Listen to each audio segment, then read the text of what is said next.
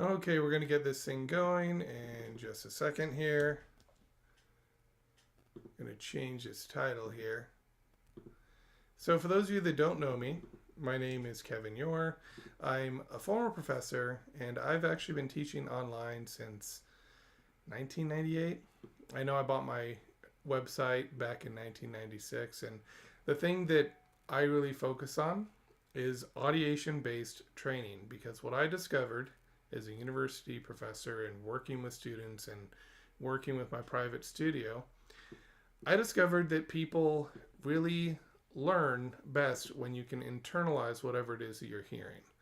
So I'm going to go ahead and find this video real quick. In case you want to ask me any questions, you can post them in the comments and I will respond to them as best I can. All right, so we got to turn that off. This is a whole process. One day I'll get some fancy streaming software that makes this easier. Okay, so I wanted to start today with an email I actually received. I got an email from somebody that has been asking a lot of questions about the process and how ear training actually works. And so it kind of reached a point where it was going to be easier for me to just talk about it in a live stream. But once I talk about this, we're going to get into some exercises, and I'm really going to teach you as much music theory as I can in 1 hour. So that'll be a lot of fun. I'm also going to go over one of the techniques in my technique builder book. So one of the ones that I actually the one that I keep going back to, one that I like the most. So I got a pretty lengthy email, and I'm going to go through that.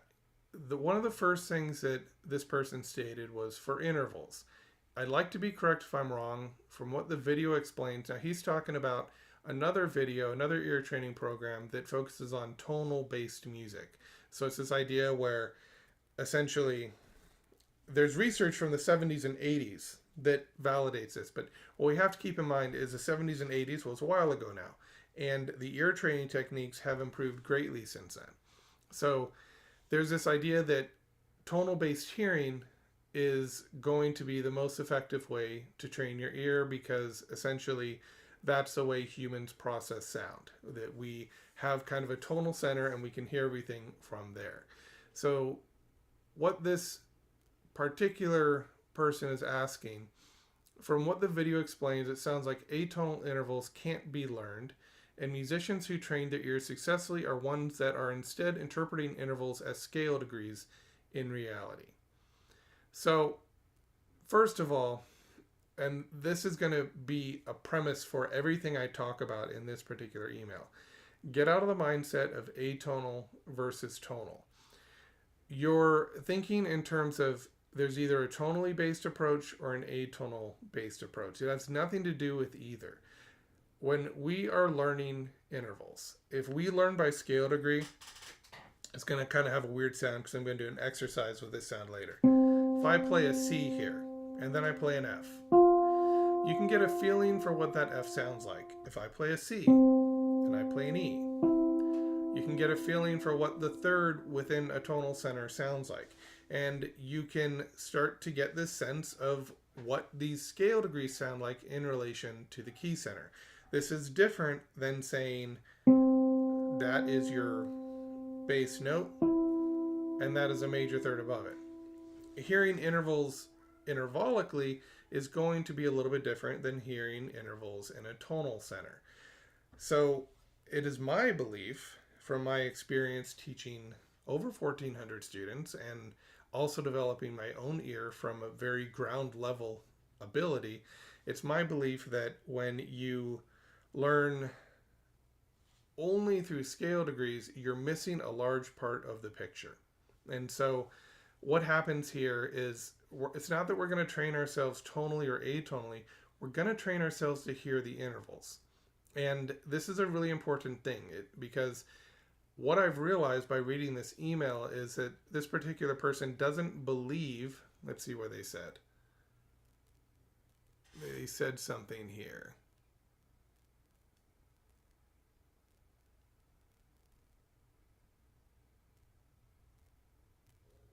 Well, I'll get to it.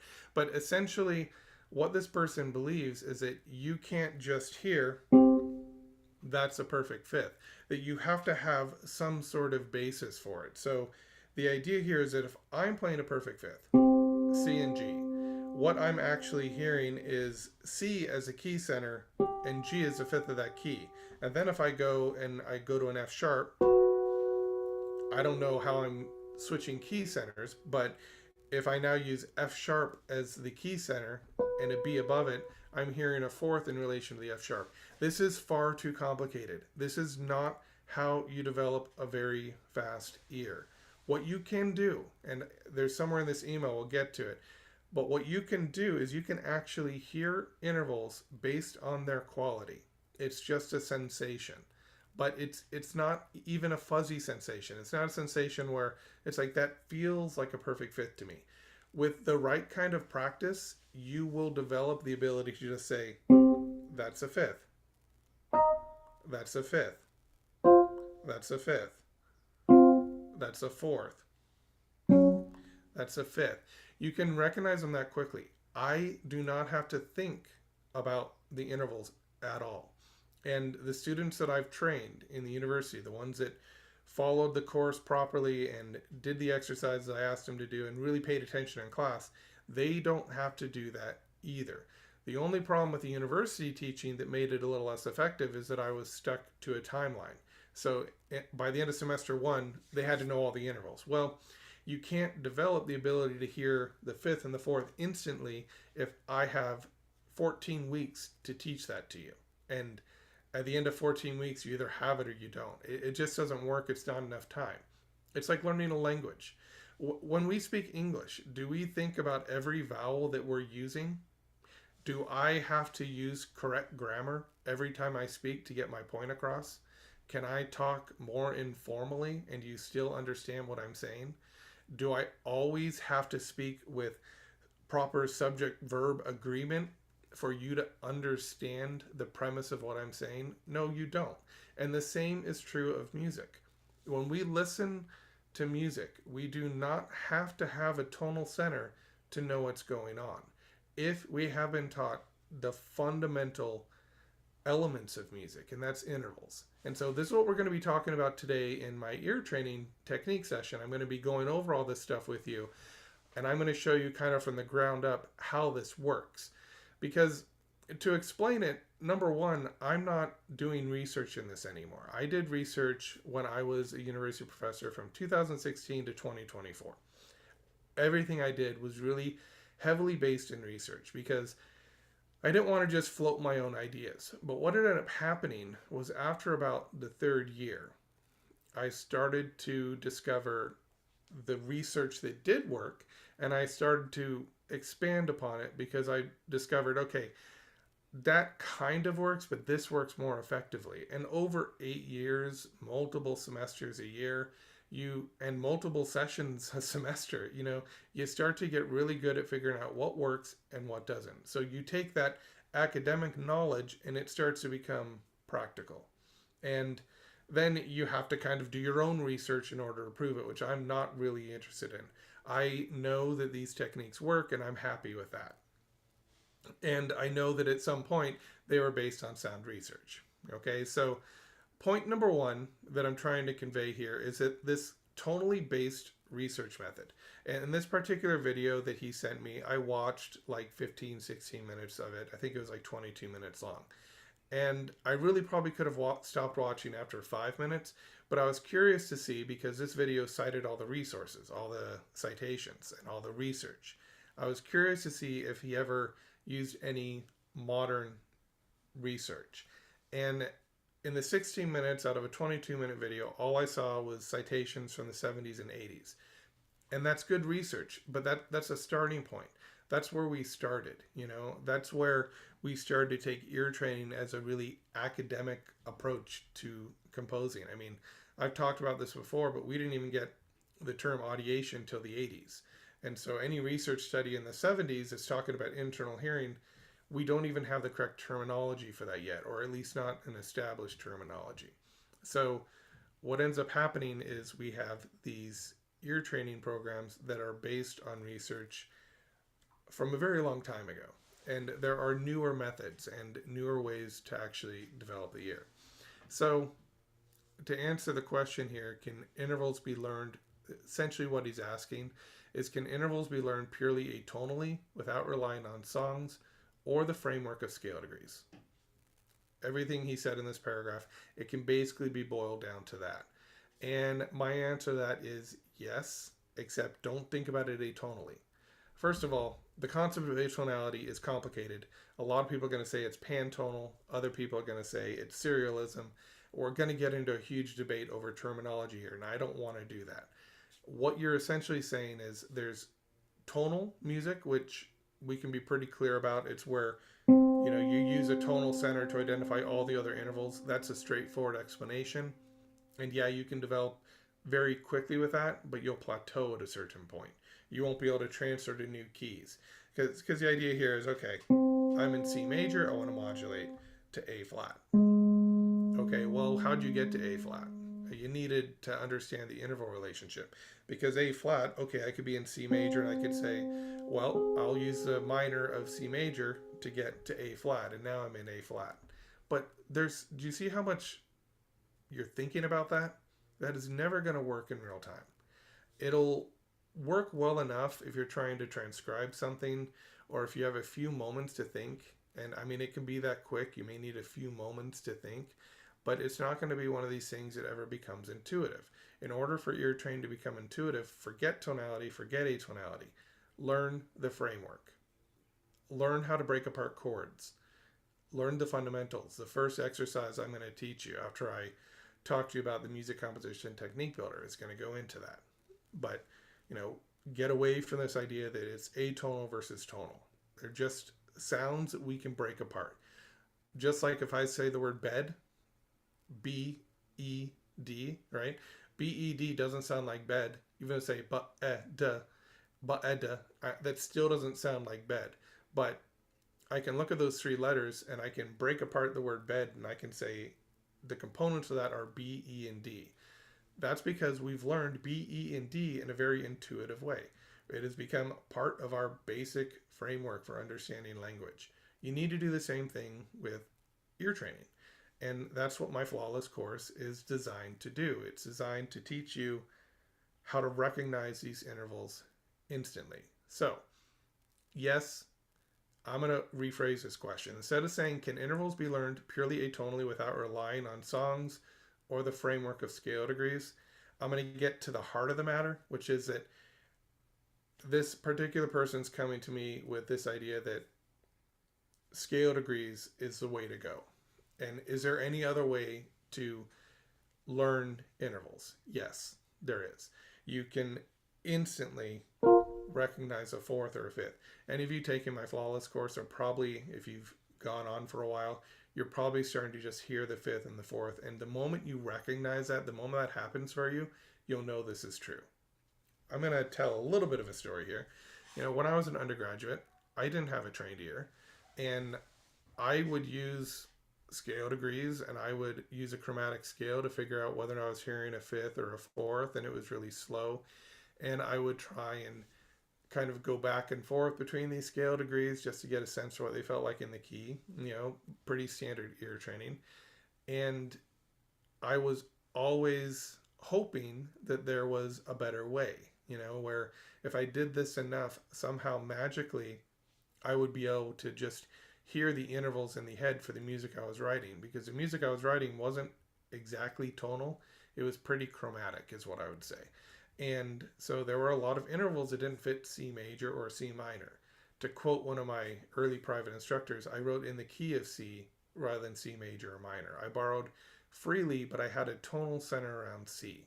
And so that meant any notes were game. I could use a C, C sharp, D, D sharp, whatever I wanted to use, but they had to be tonally centered in a way. Like I would always come back to C because I did think that tonal music had a certain power that atonality was missing. And so I would do these exercises and I would try and figure out how to, I would hope that one day they would translate into this ability to hear and write down what I'm hearing more accurately. But it never actually worked. And so when I started practicing intervals on their own and started to say, okay, what does a fourth sound like? How does it sound in relation to a fifth? And this is kind of how I started. The moment I suddenly realized that I could just hear a fifth without thinking at all about it, that I just knew that's a fifth, that's when I realized that you could do that with all the intervals, but it required a certain degree of training in the right way. And so what I ended up doing was I mastered the fifth and the fourth, and then I went on to the third and the minor third, and gradually increased my vocabulary of intervals. Now, the dissonant ones were actually a little more difficult for me to learn, but you can reach a point where you just don't confuse them for any other interval. There's always going to be times when you're sick or really tired. You're going to get confused. Just like if you're really tired, maybe you'll have a little bit of trouble speaking. You know, we're humans, we're not perfect. So that does happen. But you can learn to recognize intervals just on the basis of their existence. And when you can do that, scale degrees, tonality, it doesn't matter anymore. So we're going to talk a little more about that. But so then after that, he said, then my question is, can intervals really be learned without referring to songs? Is it true that you are really using intervals instead of unconsciously using scale degrees and calculating the distance, so the interval name, at a very fast speed? Okay, this is what I was talking about. Sorry if I sound skeptical. I'm not familiar about the theory on intervals, and I'd like to be corrected if my understanding is wrong. So I kind of answer that question. Yes, I do not think at all when I listen to intervals. I either know what they are. The only time it gets a little confusing is if an interval's out of tune. If I hear a minor third, which is often out of tune, and that's partially not due to the performer's fault, we tend to play thirds a little bit out of tune, then I may have a little trouble sometimes hearing the third, but it has to be pretty well out of tune. It almost has to be more of a second than a minor third. So, you know, there are times when I have to do a little bit of a mental check and say, okay, that was a minor third. But for the most part, no, I can just hear them.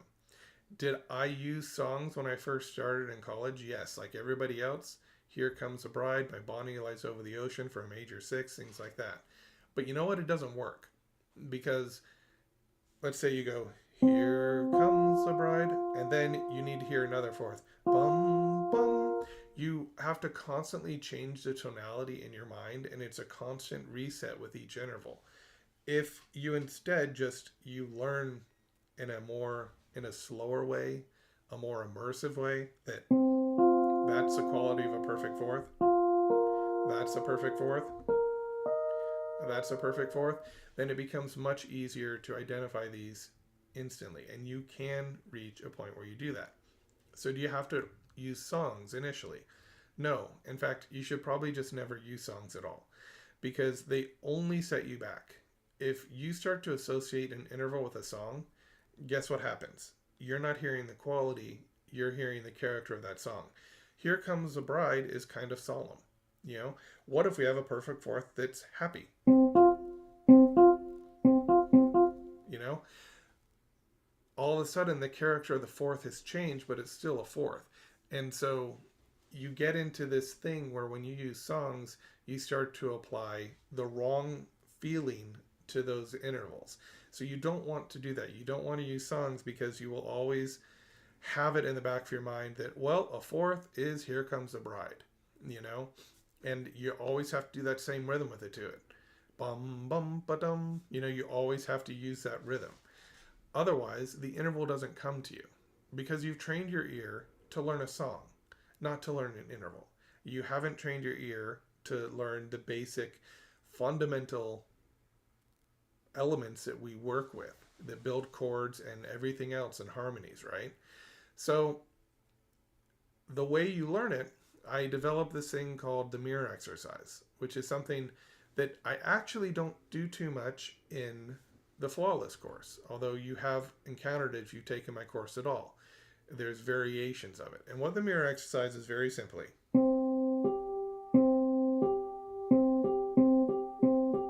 and you'll just sing perfect fifth, perfect fifth, and it will go back and forth, and you'll do that with each interval. So what you're doing is you are creating pathways. So it's like a bicycle. If you were to ride your bicycle every day through a dirt path and you took the same exact route, that route would start to become dug in. We have a dog, and the dog will run back and forth. And there's actually some tread now in the grass where the dog runs back and forth. Because with enough use, it starts to make that groove deeper. The same thing happens with the brain.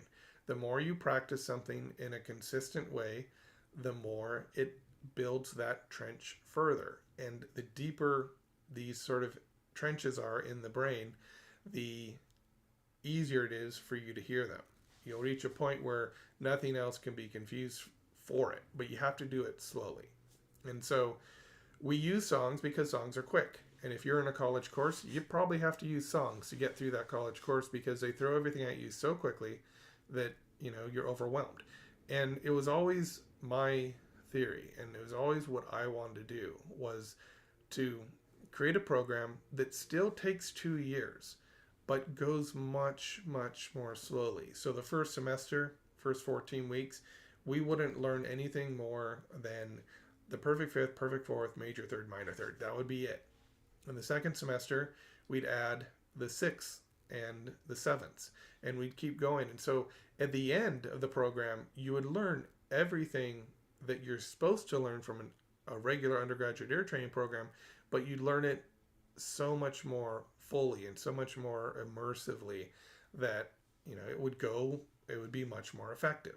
And so that's what the Flawless course is. It is a 2-year program, but it's daily training that you just come in every day, you do the exercises, and then you go home.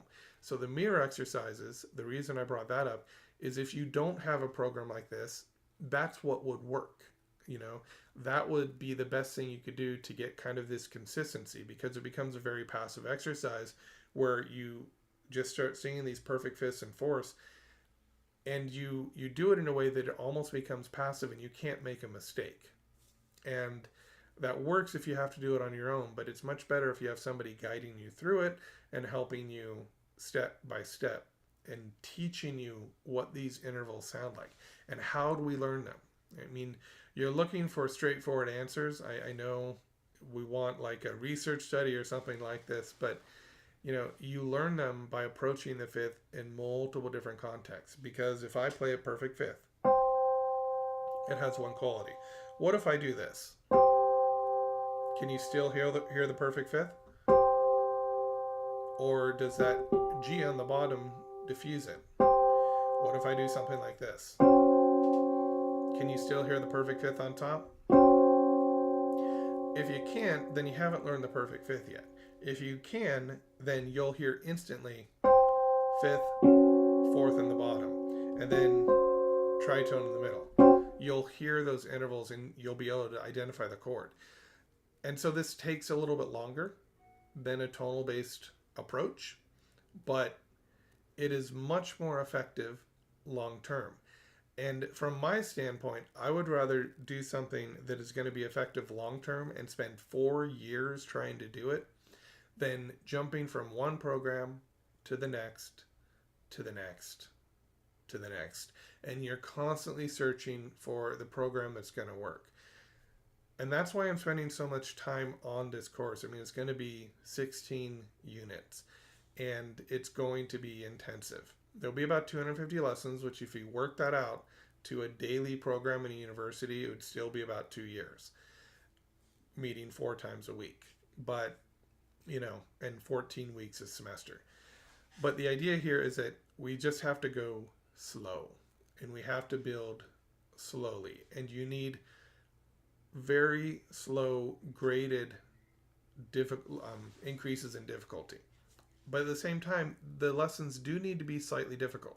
And so, one of the things that works is if you take the Flawless course, what you want to do is there will be some exercises that are really easy. You don't want to skip those. If you skip those, you're missing the whole point. Then there'll be some exercises that are very difficult. And you may even sit here and say, I'm never going to be able to hear this.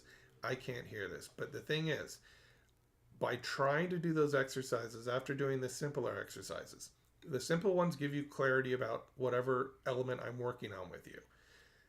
The more difficult ones take it up to the next level, and I don't expect most people to be able to hear everything. Like in the chord or interval drills, I don't expect you to be able to hear always if it's a chord or an interval, but what you're doing is you're listening differently.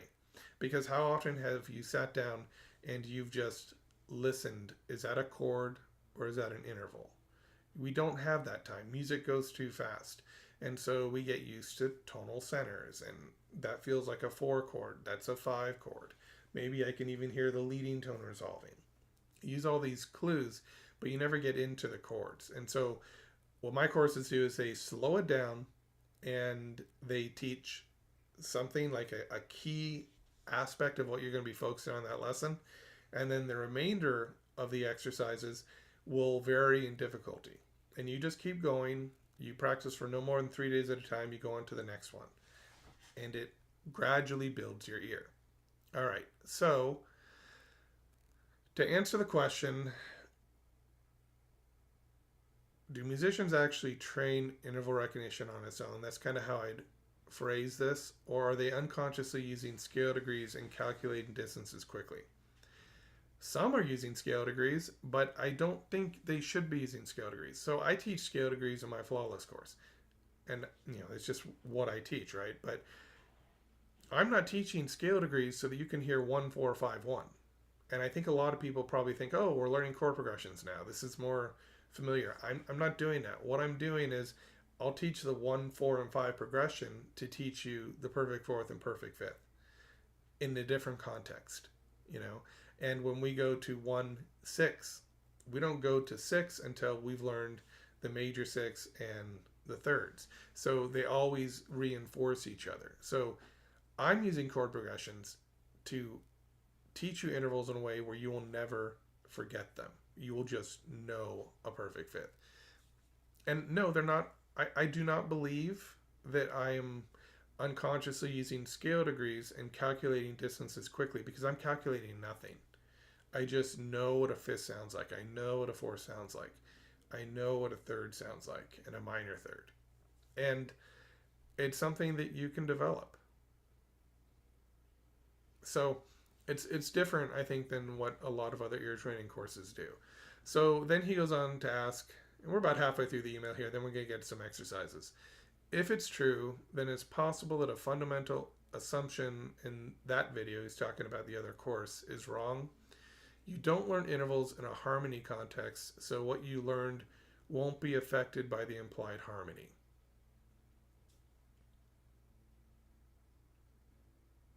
Yeah, he talks a lot about implied harmony. So there's this idea of implied harmony, and like I said, implied harmony is an older idea in ear training, and it worked in the past. It was the best way to kind of teach ear training in the beginning. And the idea was, okay, we'll spend 3 semesters on tonal ear training, and then we'll try and throw some atonal ear training at them. And so I think that's where the atonal versus tonal thing's coming from. It's a very academic progression. But what ends up happening is we lose the students in the atonal aspect of it. And we have to break things down, and we pivot. We'll say, okay, we're in C major here. Okay, now we're in G major. And now I'm on the 4th scale degree of C major. And you'll do stuff like this to try and make that tonal system work in every context, and it breaks down because you haven't actually just learned. If I can just sing a perfect fourth and I am listening to a melody, or I'm sight reading a melody and I see a perfect fourth, I don't care about the tonality. I can sing that fourth, and then if I know instantly the next 2 notes are a major second, I sing perfect fourth, major second, and I'm able to voice out the melody that way, and then I can sing it. Because once you have learned what it sounds like by voicing out the intervals, kind of like what we do when we learn to read, we voice out the vowels, and like ed, that's one of the things I do a lot. We learn, oh, that's the word bed. We start to figure that out. Then you can go back and say, okay, now I know this melody. So I'm not going to say that this other training is wrong, because it's valuable to be able to hear in relation to a tonal center is an aspect of ear training. It's something that you should be able to do. But if it's used by itself, then your ear gets lopsided. And all you end up being able to do is hear tonal melodies. And the moment something modulates, you have trouble with that. And they say that it works for modulation, but the truth is it does break down because now you're thinking too much about it. It's much easier to just instantly know, oh, we dropped down a third. That's a major tried and true position. I'm now in D flat major or whatever. So we want to be able to have that quicker response. All right, so then he goes on. You don't learn intervals in a harmony context, so what you learned won't be affected by the implied harmony. Yeah, okay. So the correct way to recognize intervals isn't through harmony, but through other means. Similar to that in absolute pitch, you perceive a different aspect of sound. Okay, absolute pitch, we got to distinguish between people that are born with it and really not born with it, develop it by about the age of 5, 6, or 7, very young, and people that learn it later in life. So people that are born with it, they don't know. They just know what it is. And there's often a series of factors that go into them knowing what the pitch is. Orange, I said orange, but one of the notes might sound like the color orange. We're dealing with synesthesia a little bit here, but then it's more than that. It's not just one thing. It's orange. It's a summer day. It's a feeling of happiness maybe, whereas D maybe feels sad, a little more sullen. C feels clear. They use these adjectives to try and describe what they're hearing, but the truth is they just know what those notes are. They don't have to be trained. And I think that happens one of two ways. You're either very young when you learn it and you listen to a lot of complex music and you just kind of have the gene for it, or there's a new experimental drug they've used that has enabled people to open up their ear and develop a little bit of perfect pitch. And even after the drug has subsided, they found that a certain amount of retention remains. So maybe there'll be a drug in the future that allows you to do that. But when we're talking about perfect pitch, learning perfect pitch, I think you can learn perfect pitch, but I don't know it will ever be as fast as somebody who was born with it. So let me give you a little example here. If I play this F sharp, this is an electronic piano. It just sounds like a note to most of us, right? If I play the C, okay, some of you are saying, well, that's a tritone, so the C is going to sound softer. Okay, so what if I play a B flat? Just kind of listen to it.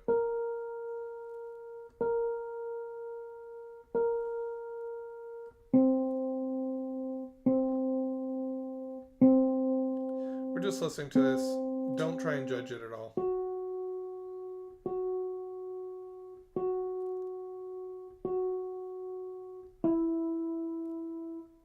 Did that note suddenly feel different to you?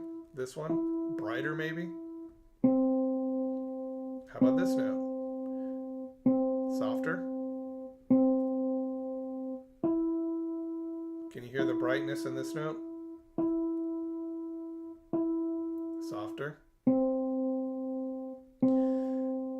And David Lucas Burge will do this in his course, in his introduction. He'll play an F sharp, and then I think he uses an E flat.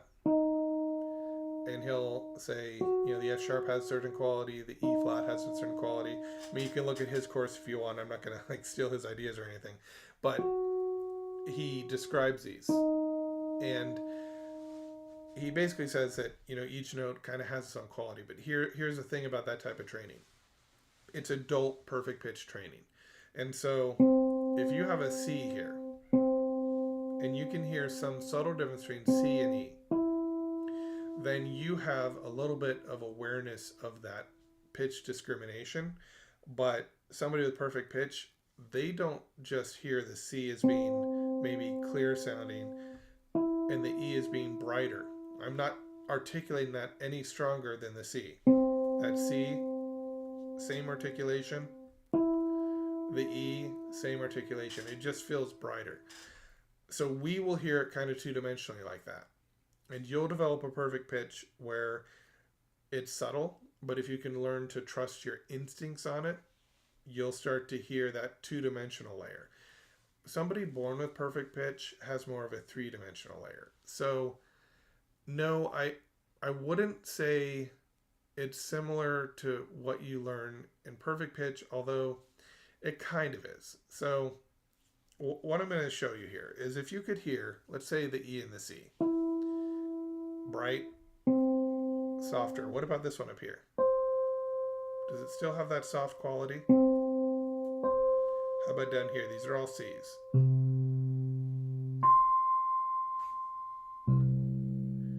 You know, it just kind of sounds fuller.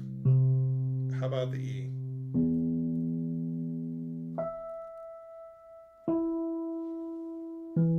It's almost like on the edge of its seat. It's brighter. So if you can hear that, and I'm not trying to teach you perfect pitch in the flawless course. Some people will develop it, but that is not the goal. It's just that if you kind of have the ability in you to develop perfect pitch, that flawless course might bring it out. But it's not what I advertise or what I'm trying to accomplish. But what I am trying to say here is if you can hear the difference between the E and the C, then how much easier is it to hear the difference between a perfect fifth as one quality and a perfect fourth? So the idea here is that we can learn what these intervals sound like on their just by listening to them, by their own nature. Okay? So let's continue this. Okay. He says you can't listen to each note. I actually don't know if it's guy or girl, but you can't listen to each note in a tonal way to hear intervals, and you must hear it atonally to learn. So again, I think the moment you try and label it and you try and say this is a tonal approach, this is an atonal approach, it's like you're putting an expectation on it, and it doesn't matter. It doesn't matter if it's tonal or atonal. What matters here is, can you hear the quality of a perfect fifth, perfect fourth? Easier example. Can you hear the quality of major versus minor? Most of us, don't have to break apart this chord to know it has a major quality. And we don't have to break apart this chord to know it sounds sadder, more sunken in. So when we do ear training, we really don't have to break it apart in that way. We can hear very clearly with chords. So the more information we have, the easier it is to identify what we're hearing. Chords are easier than intervals, are easier than individual notes.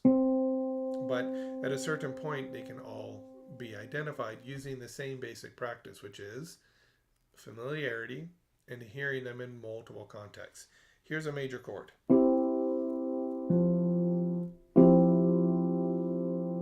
Okay, so you can hear this in a few different ways. You can hear it as a perfect fifth on the bottom. Try and listen for that. Try and listen for that perfect fifth on the bottom.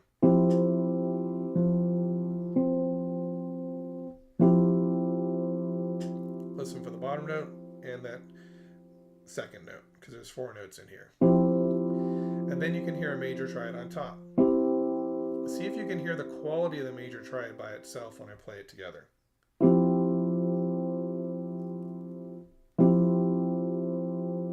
It's tainted by the F, but if you really focus, you can hear that major quality on top. Another way you can do this is say, okay, perfect fifth in the bottom, major third in the middle, minor third on top. And you can hear in various different ways like this. But when you start to hear intervals like this, chords, then you have to use other means that are not tonal. You have to start to say, I hear a major quality in there, and then there's a space in the bottom that's a perfect fifth. And then I can spell out the chord, F, C, E, G. Because I know also that F to C is a perfect fifth. That's the other aspect of this is at a certain point, you have to know your intervals. You have to know the names for them. You have to know that B flat to F is a perfect fifth. B flat to E flat is a perfect fourth. D to B flat, ascending, is a minor sixth. You need to be very quick at knowing your intervals too. And so that's another thing that I teach so that you don't have to sit there with flashcards. Although that would help, honestly. Get some flashcards, learn your intervals if you have time. But if you don't, the whole idea of my course is you just go through it slowly, and it teaches you really what you need to know. So going on from this, make sure I answered your question. You can't listen to each note. This is what he's saying. You can't listen to each note in a tonal way to hear intervals, and you must hear it atonally to learn. I feel like if you're saying atonally, you're still trying to create a system for it. You're trying to avoid a tonal center. And I don't think you necessarily have to avoid a tonal center. I don't think it has anything to do with that. I think that if you learn a tonal-based method, yeah, then you're using a tonal center. But when it comes to atonality, if you just mean hearing intervals without tonality, fine. Then, yeah, we can call that atonal. But I think getting caught up in these terms is going to prevent you from developing your ear, because the moment you start intellectualizing it, and at first we have to, at a certain point, we have to say, that's a major triad, bum, bum, bum, major third, minor third, perfect fifth on the outside. We do an intellectual at a certain point. We want it to be intellectual in the beginning so that we can learn this more thoroughly. But the more practice we get, the less intellectual it becomes. Because if you have to think about every interval and every chord you come across, it'll never be fast. And so what we want to train is just quick recognition. All right, so if atonal intervals are learnable, let's see. What is the mechanism for hearing intervals? Is it similar to hearing chord qualities like major or minor when playing harmonically? And if so, when played melodically, just like hearing an arpeggiated chord, you hear it as a group to hear the qualities so you can identify which intervals there are instead of hearing each note. If so, harmonic intervals would be considered easier.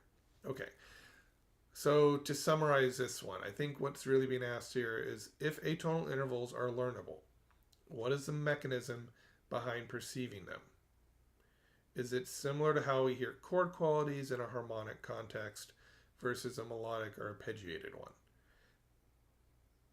Okay, so yes, hearing a harmony tends to be easier, like we can tell that's major, than hearing an interval. But just because it's easier, that doesn't mean that's where we start. Because what we want to do is we want to take this ability to hear, in this case a chord, and we want to hear what it's made up of. We want to get used to hearing intervals very quickly, because then if I play something that's not a major chord, not a chord at all, it's actually just chordal harmony, then I don't get confused because I haven't grouped this sonority here into major, and then this one, I don't know what it is. I know that this one's built on fourths. I hear 2/4 in there. So even though it is true, like I showed you a little while ago, that hearing a major chord is easier than hearing a fifth, is easier than hearing a single note, we don't want to start with harmonic intervals, harmonic chords, or even harmonic intervals. What we want to do is start by breaking them apart in their easiest way to hear. If I go like this, it's easier for most people to say that's a perfect fifth than if I go like this. And we kind of want to start in the middle of that progression. So what I mean by that is the progression of easy, a little harder, hardest, chord, interval, note. We want to start with the interval because it's very hard, and it's actually really simple, I guess, but it's very hard to hear individual notes. It's so simple it evades us. So we start in the middle with hearing intervals because we're more concerned with relative pitch than perfect pitch. Once we develop a really good relative pitch, then maybe you can start working on perfect pitch, but focus on the relative pitch first, because it's going to take you much further in music than kind of chasing after something that might not be attainable. So what we want to do here is not start with harmonic chords until we can learn to break them apart. And then once we learn to break them apart, we go back to this instinctual thing where that's major. We just know it without breaking it apart. But at the same time, what will happen when your ear reaches a certain point? If I play that major triad, you're going to hear it instantly in two ways. One, you can appreciate it as a harmony and a texture. You can appreciate it as a texture. Two, you'll hear it almost like you'll see in your mind somehow, your ear does it, but to try and give you a visual, you'll see three different notes in that chord, and you'll know what those intervals are. And so what you'll hear kind of faintly is, you'll hear each note individually and harmonically. You'll hear them together. And that's a very hard thing to explain. It's something you really have to experience. How do you experience it? You just keep training. If you keep doing the training, you get there, and most people that I've trained have been able to get there. I don't know anyone that hasn't really, after enough time, been able to eventually get there. Even in my audiation course, I'm having students say they're audiating and they know what they're hearing, and they're hearing independent lines within a harmony. So it's like they know it's major, but they also hear root, third, fifth. So you don't really listen to each note. You're not constantly changing tonal centers. That's impossible. If atonal intervals are learnable, okay. So the next one, I think the last question here, there's two more questions. So then the next question is, how does dyad recognition skill transfer to chords if it's practiced atonally while chord degrees are tonal? Dyad recognition only recognizes the quality, so a fourth, a fifth, etc., but not the degree. While chord progression recognition recognizes degree. So if there's a more basic skill that would transfer, that's more likely to be a dyad degree recognition. If so, I wonder why there isn't a dyad progression practice before chord progressions in traditional methods. Meanwhile, I can see how hearing intervals can help you identify chord progressions. Well, and chord inversions. So that's actually what I do, is we start with dyads before we get into triads, intervals versus triads. So essentially what this question is asking is, how does practicing dyad recognition atonally, I'm going to use that term, transfer to recognizing chords and chord progressions, which are rooted in tonal context? Because if I go from 1 to 4, I'm hearing two things. I'm hearing root motion of a 1 going to a 4. And I'm also hearing very quickly that is a C, E, G in root position going to F, A, C. So I'm hearing the chords, I'm hearing the intervals, and I'm hearing how they're moving in the bass. And we practice this by first getting you used to hearing a fourth in context. Because one of the things that people say about this tonal system, which is correct, is a perfect fourth from C to F. If we have C as a tonality,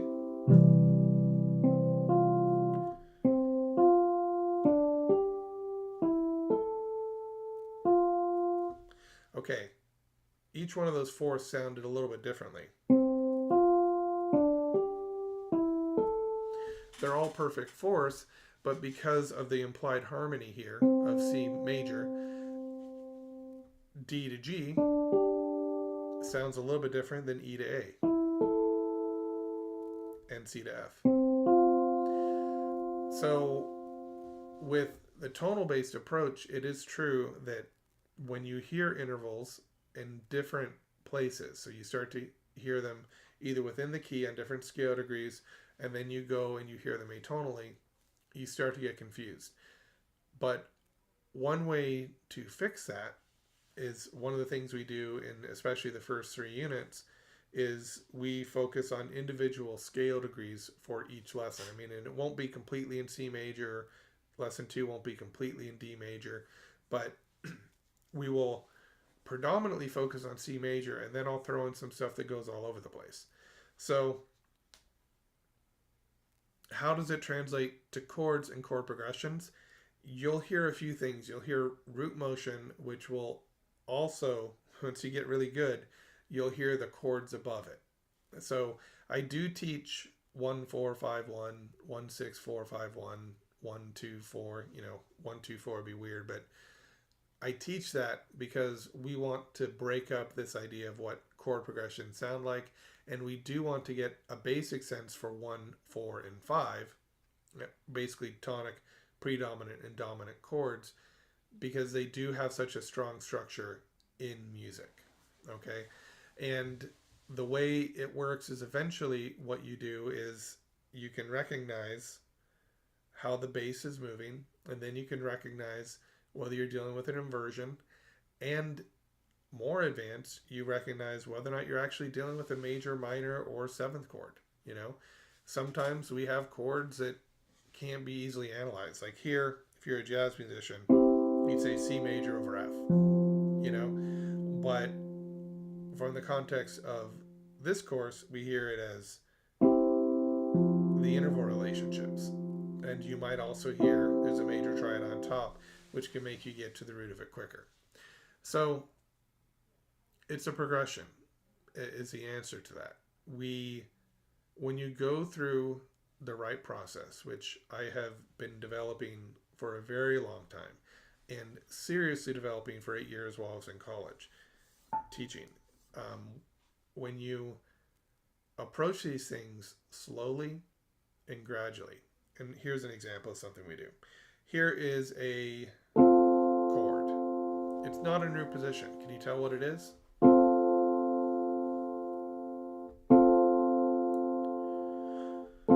So if you could break it apart, and you could hear that the C and the F is a perfect fourth in the bottom, and then there's a third on top, you know it's a triad in close position. And you'd realize because the fourth is in the bottom, it is a second inversion triad.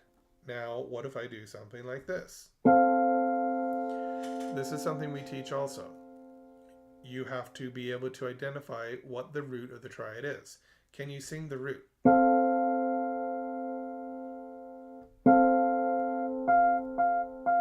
It's up here.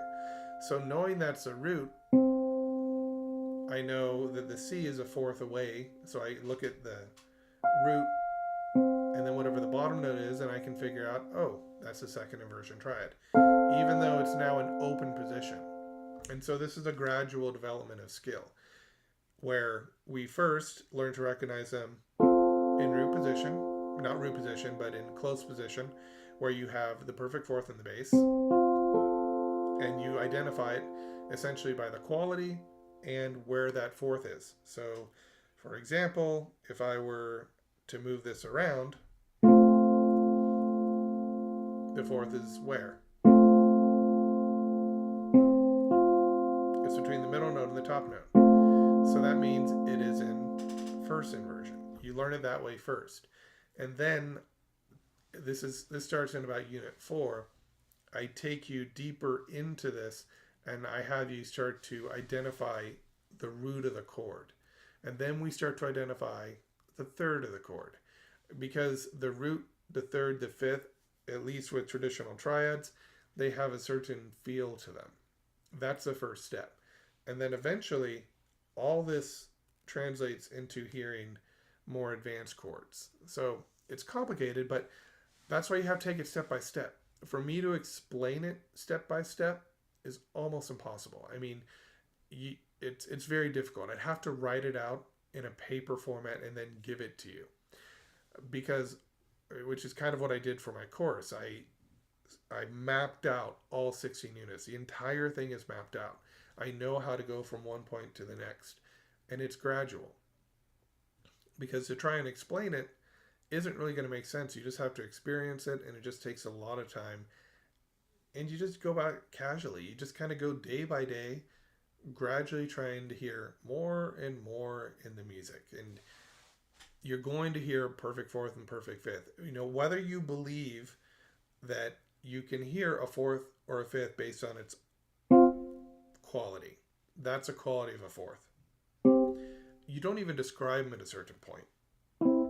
They just are like old friends. It's like if you recognize the difference between two different people when you look at them. You don't have to describe the difference between one person and the other person. You just know. You can do the same thing with intervals. And we just gradually build on that base and we go further and further. And for the advanced people who can go through and basically take one lesson a day, you're done in 2 years. If you have to go a little slower, it might take 6 years. But you have to think of it this way. I mean, how long have you been studying ear training? And this is, I'm taking a chance on this, that people actually see it through to the end. But how long have you studied ear training? You know, how many different methods have you used? Some of you have gone to school through entire programs. You had 2 years in ear training courses. Maybe you went to a graduate program and you took a little more ear training. And then maybe you felt like your ear wasn't where it needed to be. So you followed this method, and then you followed this method, and then you followed this method. And you'll end up spending years and years and years. I know that personally, let's figure this out. 1996 to about 2007. So I spent 11 years just chasing after different programs that the professors told me would work, and that the programs told me this is what you have to do. And it didn't work. It wasn't until my master's program about 2004 where I started to figure out how to do it on my own. And then what really solidified it for me was I was in my master's program and there's this grandfather clock going off, which you've heard sometimes. And I heard a major third descending. One of the intervals I had trouble with, and it just clear as day, I could never mistake it for anything else again. That's a major third. I finally heard the quality because I exposed myself enough to these intervals that it finally popped. Now, the advantage here is that through teaching and having all these students to work with, I was able to refine my ideas about what would actually work. So, look, I'm a very practical teacher at this point, and this is one of the reasons I'm not in the university at the moment, why I'm not actively looking for a university role, because the research is good, but when you know something works, that's what matters.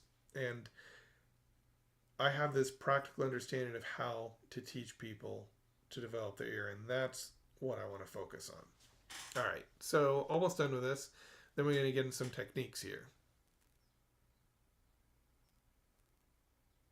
Okay, for distinguishing between dyads and triads, is the key skill listening for the middle note, or is it more about counting the intervals between the notes? That's how I'm going to summarize this. So I think this is a misconception. I will focus on having you listen to bottom, middle, and top note in a chord or in just a cluster of notes, right? And so it could easily be construed as that the key skill is trying to bring out that middle note, but that's not really what it is. All you're trying to do, the key skill, if there is a key skill, is to be able to hear every note in a chord. And it gets really hard when there's octaves. So if I play something like this, let's see, how about this? How many notes are there?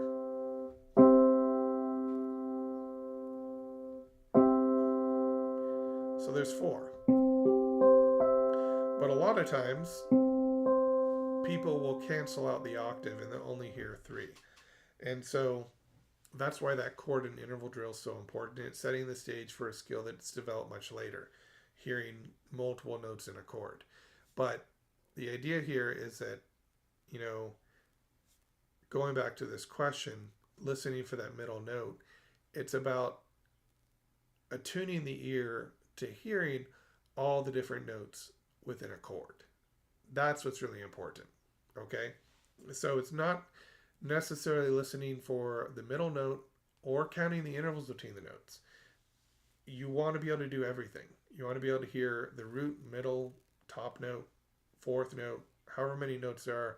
You want to hear each one individually by itself, but you also want to be able to say, okay, there's a fourth, a third, a sixth. You know, you want to be able to identify the intervals too. And this sounds like a lot of thinking, but not if you have just learned that's a fifth. That's a fourth. If you just know what the intervals are, it's more like you just know it right away. So the last question, which I've actually been asked before in a live stream, more or less, in another topic, you said it's hard to orient to a new key if it changes rapidly. So in this case, you use intervals. However, I wonder how you can play musically without mentally feeling a correct key at the moment.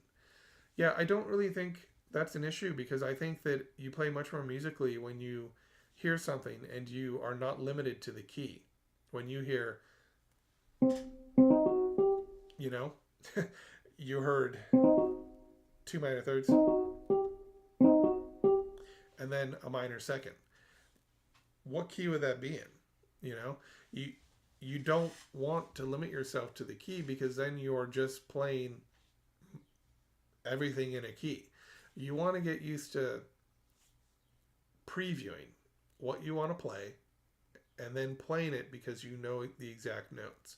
So if you've ever done a thing, and if you're a performer, you're not doing this, you should learn this. This is a very important technique.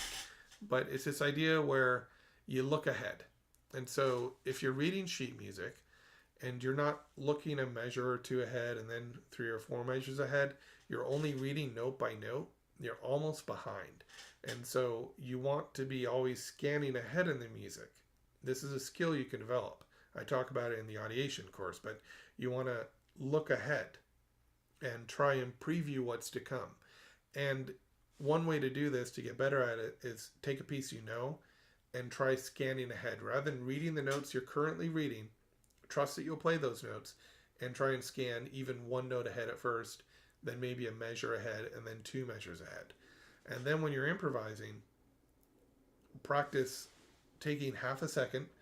Think of a short little lick like this. You know, you play that, and as you're playing that, you're thinking about the next thing. This is something that takes time to develop, but it's a very valuable skill. And so if you're thinking tonally, then you don't really have to think ahead because you know that as long as if you get lost, you can go to scale degree 4, 5, 1, bring it back around. But you also know that if you're in the key of D major, there's just an F sharp, and you can play around the key that way. And so it's a good way to kind of improvise. But if you also have that ability to look ahead a little bit and create little motives and then transpose them and use them in different ways, then you can improvise much more fluidly, and I think you are actually connecting with the music even more effectively. So I don't think that playing outside of a key and using interval relationships and things like that is a problem, because what you have to understand, it's unmusical, in my opinion, to play in a key. It's more musical to simply play. And anything that comes to you, you have the confidence to play. And so, I talk about this a lot, but the trick here is you get your training done, 30, 45 minutes, and you're done for the day. And then you go about your life, and if you practice, great. The practicing will help reinforce the ear training. But you want to get in and you want to get out.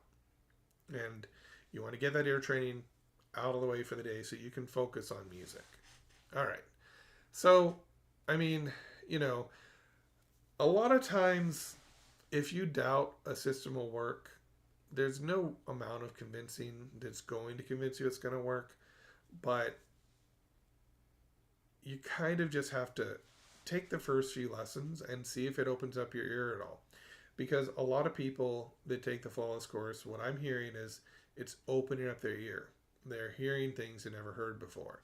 People that are taking my form and analysis course are telling me that they've never thought about form this way before. It's a simpler method. It's one geared towards actual composition. And we still deal with academic topics, but it's something that is very intuitive, because music should be fun, and how do you make it more fun? You get better at it. You develop a better ear. You develop a more powerful ear. Maybe you start with a tonal based approach and you spend a year learning that. A lot of people see results with that within 2 weeks. I mean, it can be very quick, but again, you'll hit a plateau. And I think it's better to teach an audiation-based approach, because when you internalize things, that's when they become real. That's when they become really effective. That's when they become almost unconscious. Without internalizing things, we never become really great at what we're trying to accomplish. Even master performers. I remember Virko Bali. I was sitting with him somewhere waiting for a meeting, and he was a virtuoso pianist, and I remember he was playing some music, you know, with his hands. He was visualizing himself playing it. And I thought that was kind of interesting, and so I tried that with euphonium, my instrument. And I found that if I could visualize myself playing a performance, the performance went better. So there's a lot to be said for internalizing. Even professional athletes, they'll visualize themselves completing a task. And I think some people are calling it manifesting now, but it's basically, if you can visualize something, it teaches you how to do it, because you do have practice.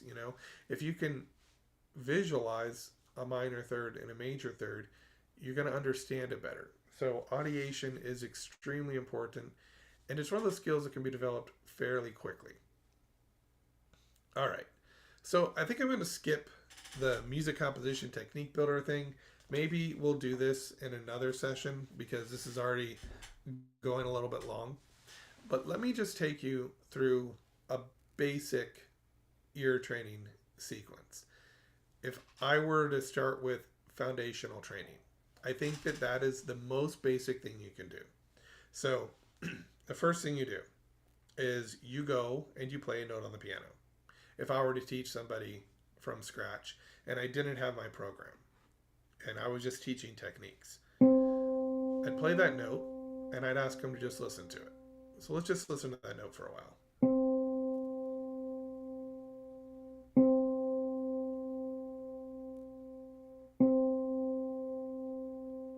Close your eyes even. Just kind of meditate on it.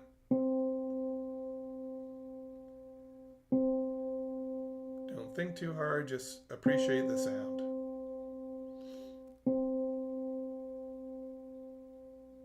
When I hold it longer, how does it change it at the tail end?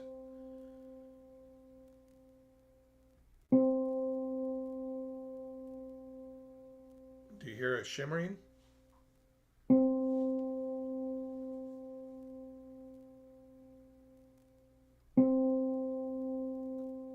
You are not trying to memorize a note. Please don't memorize notes. You won't be able to. Just listen to it. Listen to the attack. What does the attack sound like? What happens right after the attack? So listen to the attack and right after the attack.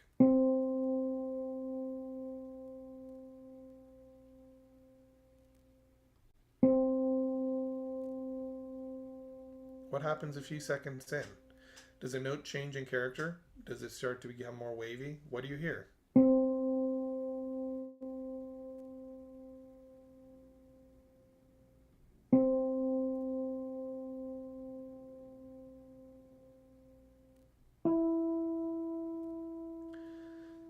Did that surprise you?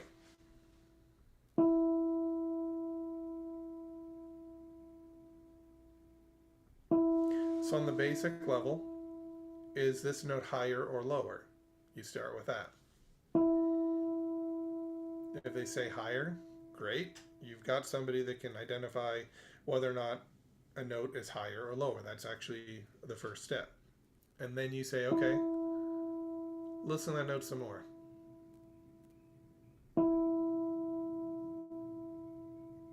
Listen to the attack. What happens after the attack? Okay, let's go back to the other note. How's it different?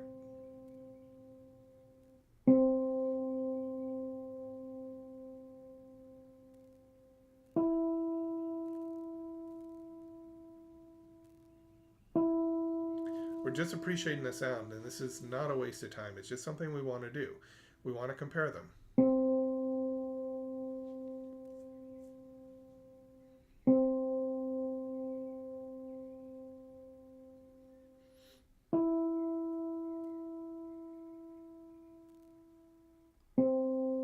Okay, take a little break. After a certain point, they'll start to sound the same. But in the beginning, when I first did that, could you hear a difference between C and E?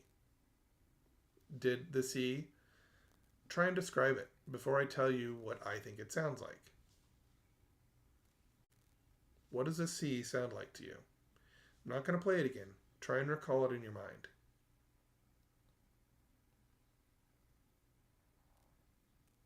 Okay, a lot of people say it sounds somewhat flat, dull, clear.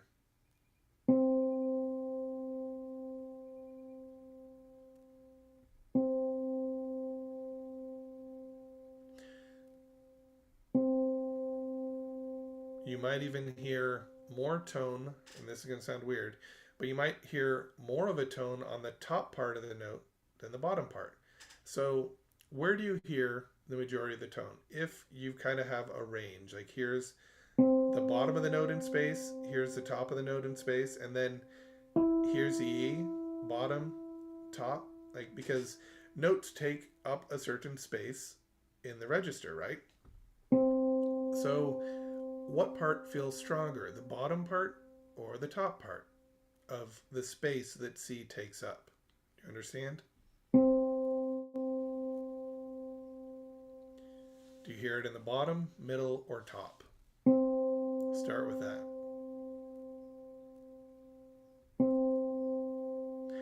Kind of hearing it on the top. You might hear it differently. How about the next note, E? Bottom, middle, or top?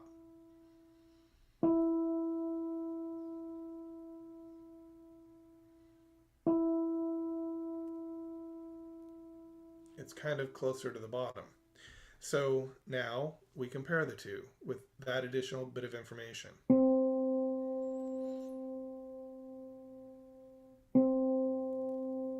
Did you lose it now? Are you listening for it? You're trying to hear maybe that you heard, and you might hear it differently because depending on where your ear is at, you're going to hear it differently from other people. But it's not about necessarily whether or not you hear it the same way every time. It's about listening for that every time. Are you listening for everything you can in these notes?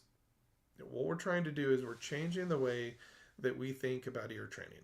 We are trying to hear deeply inside notes in a way that we've never done before.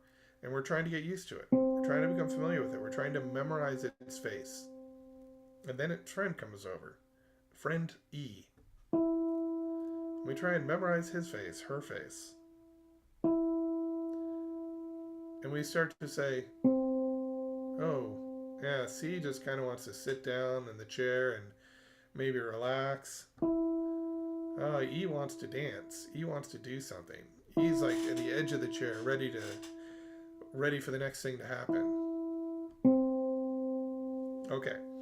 And part of that might be that you are saying, well, I'm hearing it in relation to C, that whole implied harmony thing. Doesn't matter. You're hearing it differently. Don't think atonal. Don't think tonal. Think, I hear a C. How does it trail off? How's the attack? Where do I hear the bulk of the sound? How's it different from E? So you do this. And you do this with various notes on the piano. You don't always start with C. Maybe you start with an A. Oh, that one sounds really different. Where do you hear that? So that is kind of a foundational technique. No, I'm not trying to teach perfect pitch. I'm trying to open up the ear. So what we're doing here is... Oh, thank you, Deborah. I'm glad you thought that was brilliant. Yeah, it does take up vertical space. But what you want to do is you want to try and go in and you want to try and hear everything you can about these notes. Okay? So let's try something else. And I want you to take note of something. If you are going through, you hear your C, you hear your E. And at first you hear clearly there's a difference, and then you don't hear it anymore. This is why you don't do ear training for more than 30 to 45 minutes, because the ear fatigues and then you don't hear these things. And if you push it, you start to hear nothing. So we want to stop at a point, usually 30 to 45 minutes, where the ear is still somewhat fresh and still able to hear. If you keep going with ear training, and I know I've tried this, I remember I did a 24-hour challenge once. It's on one of my, I think it's on my musical brainstorms challenge, which I don't, there's not really a lot there. It's just kind of an experimental channel. But what I discovered was that I could actually go for really long before I started to lose my ability to hear. But eventually, over time, things did start to sound the same. So we just don't want to spend too much time. And I'm kind of talking to give you a little bit of a break here. So we're going to go back, and I'm going to add a third note.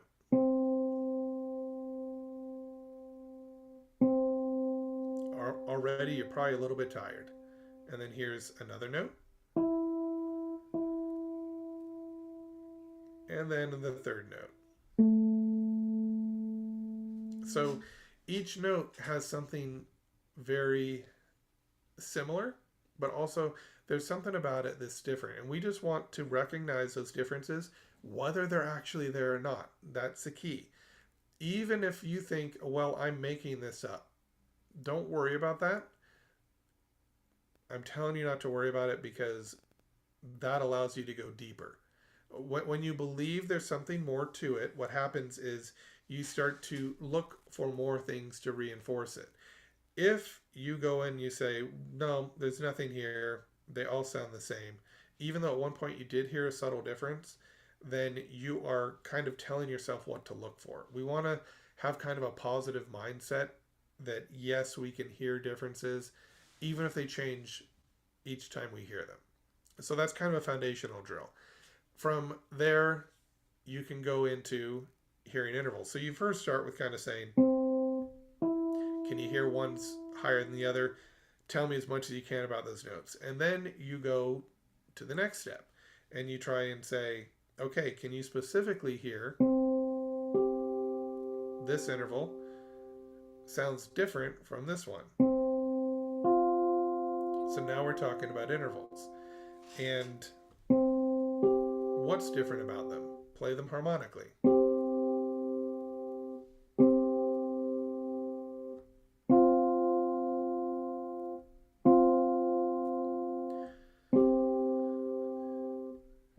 Anything you can get, any description you can come up with, and then stop trying to describe it. Just be like, oh, that sounds like my old friend, the perfect fifth. That sounds like a fourth. But here's the trick. Now, you would want to stay on the fifth and the fourth for a very long time, way longer than you think you need. And that's why I focus on it for the first 3 units before introducing any other intervals, because the fifth and the fourth are fundamental to so much we do in music, even atonality, believe it or not, that we want to make sure we can just hear them before adding other intervals. So you really focus on that. You start with just hearing it in C maybe every day. And then maybe the next day you break it up a little. You hear it in different octaves and on different pitch levels.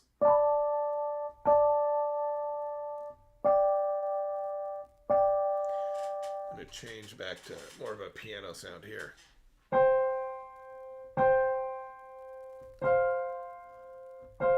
And you try and do the same thing with the intervals that you did with the notes.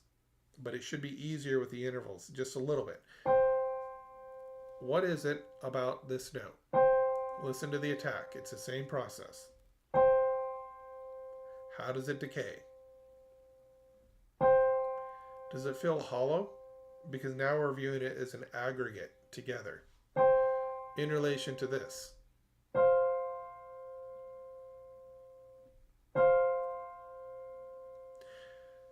Initially, we'll say the fifth sounds more stable, maybe. It sounds more clear. It sounds more consonant.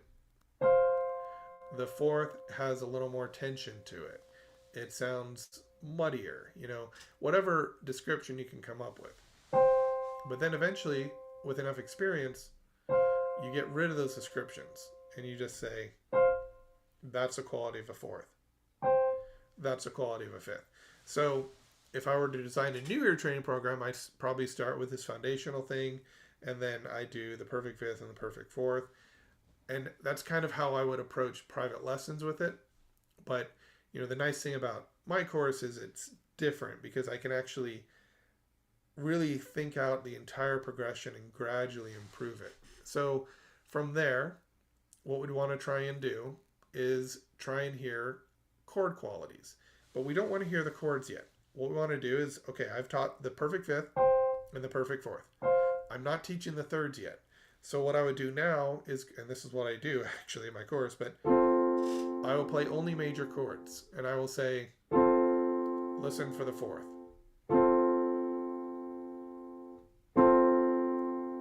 And I'll just have you hear it in the chord. I don't want you to sing it. I don't want you to audiate it at this point. You're listening for the fourth in the chord itself.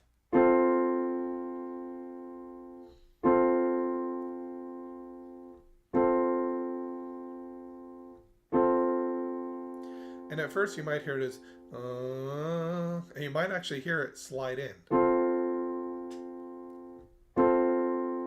But then your perception will change and you'll hear, bum, bum. And then you'll hear them together. So when we first start hearing these things, we arpeggiate them a little bit. It's just how we focus on one thing at a time. Our mind, I think, is really good at focusing on one thing. I don't think it can focus on multiple things too easily. But with chords, for whatever reason, eventually you'll hear that bottom note and the middle note at the same time. And you'll just know very quickly that's a perfect fourth. So the perfect fourth was in the bottom, right? So we focus on that for a while. And we focus on different ways of hearing the perfect fourth. This is a different way of hearing the perfect fourth. We don't care about the quality, but I only play major chords at this point because I am introducing you to the major chord without teaching you the major chord. When we start learning the major third and minor third, that's when we deal with major chords and minor chords. But right now, we're hearing the fourth, and where's the fifth?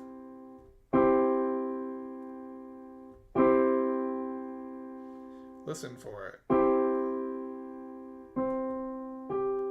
It's in the outside. So we actually have to ignore the middle note.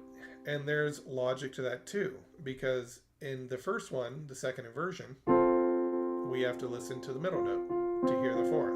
So we're listening inside the chord. In the next one, we are having to have a little bit of mental flexibility, and we're hearing the outside of the chord. And this mental flexibility is what later translates into great gains. So we focus on second inversion triads and root position triads. And we focus not on the quality of the triad because we're playing only major triads. We focus on hearing the intervals within them. And we don't even want to necessarily emphasize any other intervals. So here, you actually have a major 6 in the outside. Don't focus on that. And you have a major third in the middle. Don't focus on that, because you are eliminating anything you haven't been taught intervallically. Okay? So if I have not taught you a perfect fourth, I've taught you the perfect fourth and perfect fifth, don't focus on the third. It's like, don't go there yet. You haven't been taught that. And we just really want to avoid hearing things like a third. That's why at some point in the first unit, I'll do this thing where I compare a fifth against a third. I do that because it's easier to hear the difference between a fifth and a third than a fifth and a fourth. But I tell you actually not to label the third as a third. I don't want any labeling except for the intervals we're working on. And so that would be kind of the next step. We focus on hearing what we want to hear. We want to zone in. We want to instantly attack. There's a perfect fourth in there, or there's a perfect fifth. It's one or the other, because I'm either playing second inversion or root position. So from there, what we do is then we add the major third and the minor third, and we focus on those intervals for a while. And then we focus on all three intervals. We listen for the third in there. And we identify, is it a major third or a minor third? And then we start to bring in major and minor triads. Even though a lot of people can hear that's major, that's minor, you'd be surprised after 10 minutes of just hearing random chords how quickly the ear gets fatigued. And part of the fatigue comes from lack of experience identifying intervals. That's part of it. The other part of the fatigue comes from not being able to quickly just zone in on what we're listening for. It takes a lot of processing power to break things apart at first. And you get tired. How many of you are tired right now? Just doing these little exercises. You need to build yourself up slowly. And if you do too much ear training, I harp on this a lot, but if you do too much ear training, you go over the 45 minutes, maximum of an hour a day, you're going to see diminishing returns because your ear is getting tired.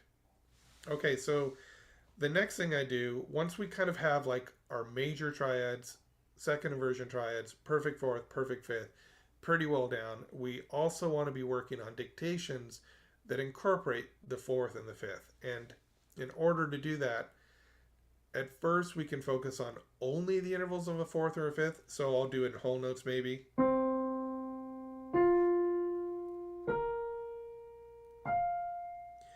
And then I'd have the student dictate that. Okay, I heard a perfect fourth, another perfect fourth, and a perfect fifth.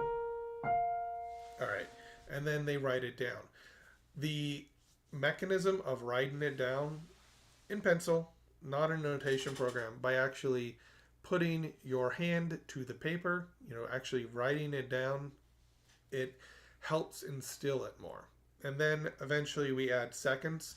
We use seconds early on because they're more melodic and we want to break up the sound of the fourth and fifth a little. We don't want dictations to be only fourths and fifths. We want to gradually introduce them along with some major and minor seconds. But we don't think about the major and minor seconds. We just think in terms of the key at first.